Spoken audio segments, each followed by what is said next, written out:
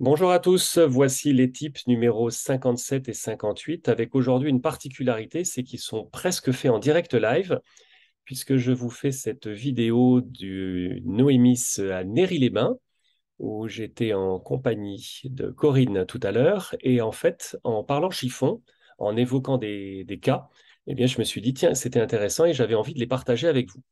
Donc, comme vous en avez l'habitude, je vais partager l'écran et je vais mettre les tips qui sont directement en affichage. Alors, tips numéro 57. Vous connaissez Prada qui dit que le luxe est dans le détail, mais il n'y a pas que chez Prada. Et en fait, quand on veut satisfaire un client, vous savez que j'aime bien l'alchimie entre l'élégance et la convivialité. Eh bien, j'ai trouvé quelque chose qui fonctionnait pour les deux. Quelqu'un vous demande un café et vous dites, monsieur ou madame, vous êtes gaucher ou droitier? Et la personne se dit, tiens, c'est curieux, pourquoi il me pose la question?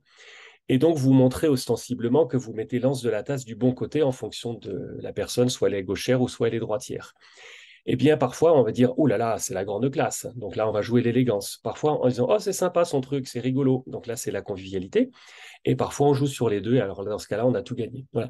Et en fait, ce que je vous encourage à faire, c'est voilà, trouver des anecdotes, trouver des choses qui sont issues de votre personnalité. Parce que si vous mettez ça en place pour votre relation client, vous imaginez, il y en a un qui le fait au petit déjeuner, l'autre qui le fait au bar, l'autre qui le fait à la réception, l'autre qui le fait au restaurant.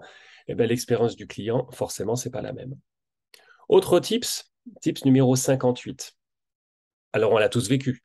Il y a des moments où on dit, ouais, mais comment veux-tu qu'à un moment donné, j'attire la satisfaction du client parce que ça fait 10 ans qu'on n'a pas changé la moquette, ça fait 20 ans qu'on n'a pas refait la peinture, etc.